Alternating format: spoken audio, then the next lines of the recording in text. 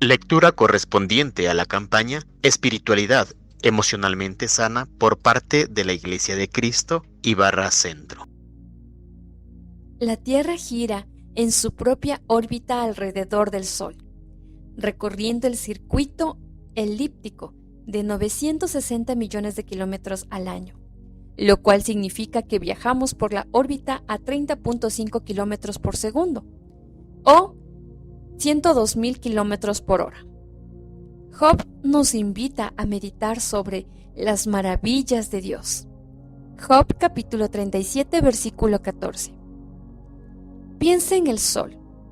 Cada metro cuadrado de su superficie emite constantemente un nivel de energía de 130.000 caballos de fuerza, como 450 motores de 8 cilindros aproximadamente, con llamas producidas por una fuente de energía mucho más potente que el carbón.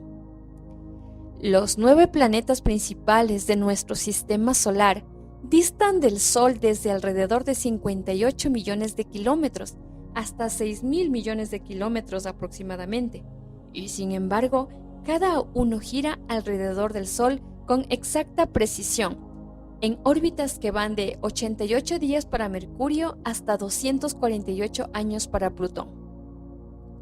Aún así, el Sol es solo una estrella menor en el conjunto de 100.000 millones de sistemas que comprenden nuestra Vía Láctea. Si sostuviéramos una moneda de 10 centavos extendiendo el brazo, la moneda ocultaría 15 millones de estrellas a nuestros ojos, si es que pudiéramos ver a tal distancia. Cuando intentamos abarcar la cantidad de estrellas y cuerpos celestiales tan solo en la Vía Láctea, resuena en nosotros la alabanza de Isaías al Todopoderoso Creador. Levantad en alto vuestros ojos y mirad quién creó estas cosas. Él saca y cuenta su ejército. A todos llama por sus nombres, ninguna faltará. Tal es la grandeza de su fuerza y el poder de su dominio. Isaías capítulo 40, versículo 26. No es de extrañar que David clame: «Oh Jehová, Señor nuestro, cuán glorioso es tu nombre en toda la tierra. Has puesto tu gloria sobre los cielos. De la boca de los niños y de los que maman, fundaste la fortaleza a causa de tus enemigos, para hacer callar al enemigo y al vengativo.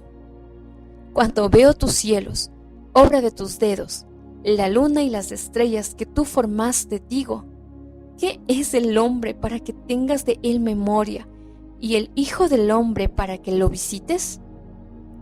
Salmo capítulo 8, versos 1 al 4. La creación habla de un poder que hace enmudecer a nuestra mente y a nuestra lengua. Estamos enamorados, encantados por el poder de Dios. Tartamudeamos, balbuceando palabras sobre la santidad de Dios. Temblamos ante la majestad de Dios, y sin embargo, cuando se trata de su amor, nos volvemos quejosos y dudamos.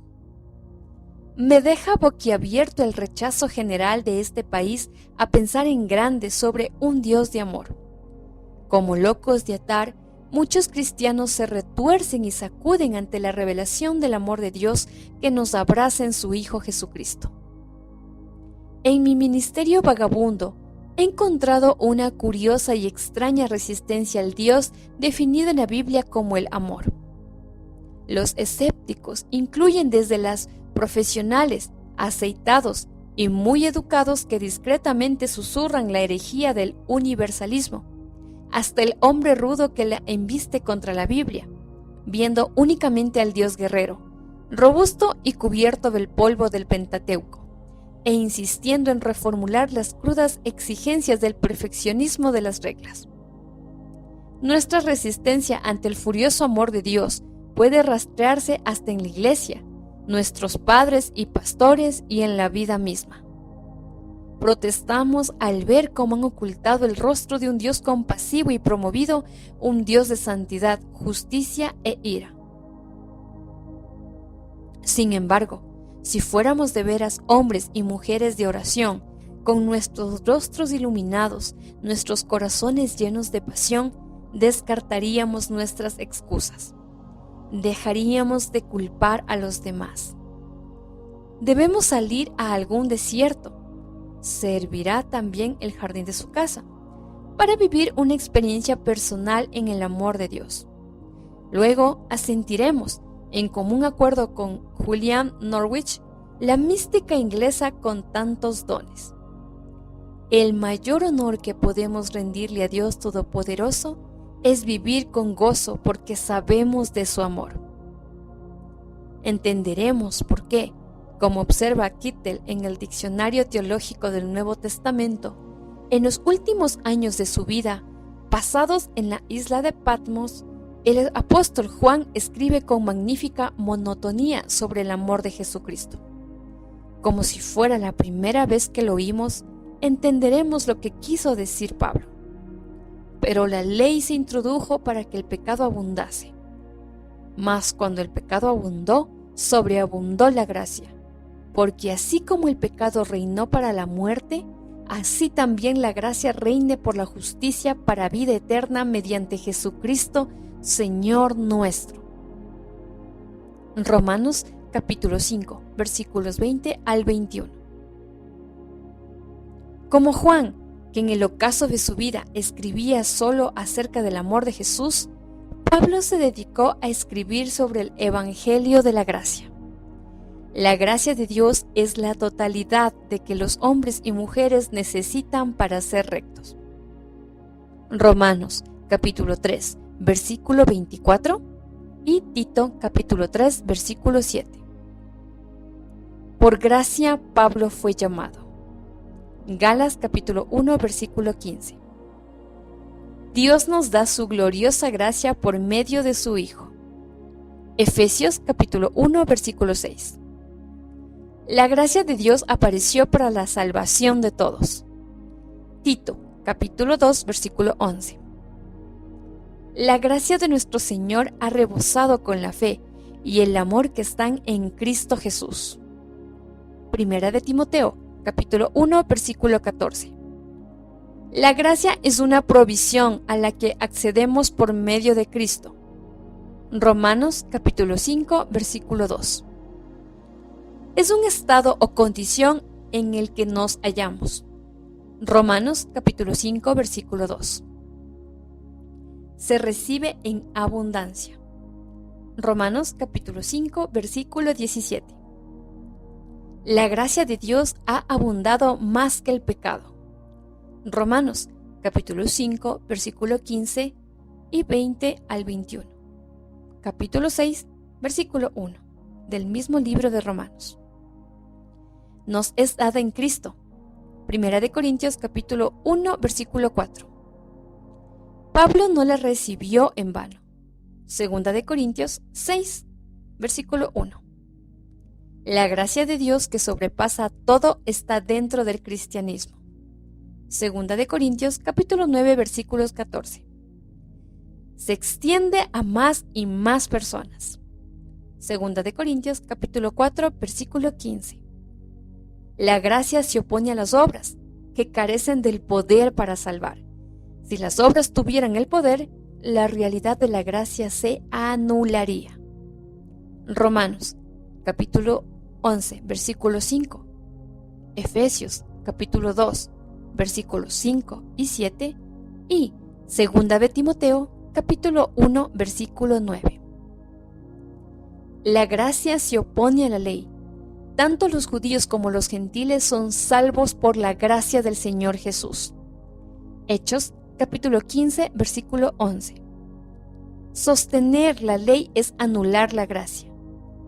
Gálatas capítulo 2, versículo 21. Y cuando los gálatas aceptan la ley, se apartan de la gracia. Gálatas capítulo 5, versículo 4.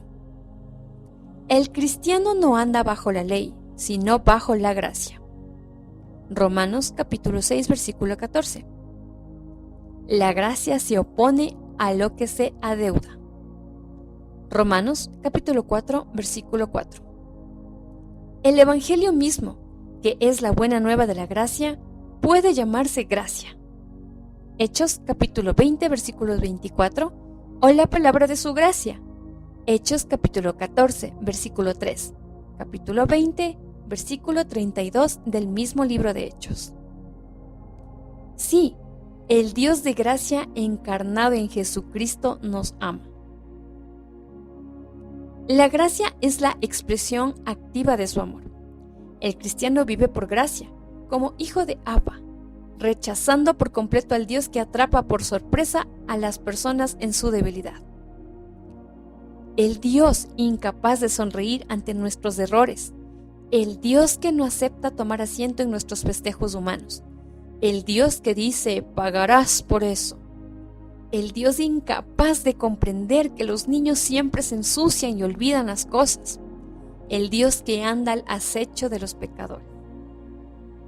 Al mismo tiempo, los hijos del Padre rechazan al Dios color de rosa que promete que jamás lloverá el día de nuestros cumpleaños.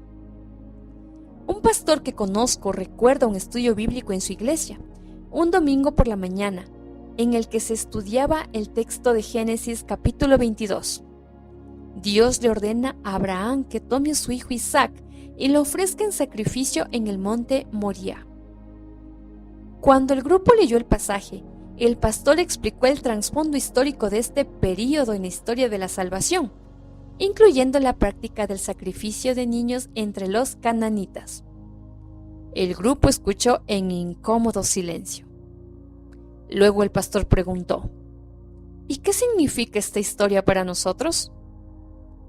Un hombre de mediana edad dijo, le diré lo que significa para mí. He decidido que mi familia y yo buscaremos otra iglesia. El pastor lo miró sorprendido. ¿Cómo? ¿Por qué? Porque cuando veo a ese Dios, el Dios de Abraham, siento que estoy cerca de un Dios real, no del tipo de Dios digno y de aspecto comercial, del Dios miembro de un club social de quien conversamos aquí los domingos por la mañana. El Dios de Abraham podía hacer pedazos un hombre, dar y quitar un hijo, pedir todo de uno y luego pedir más. Yo quiero conocer a ese Dios.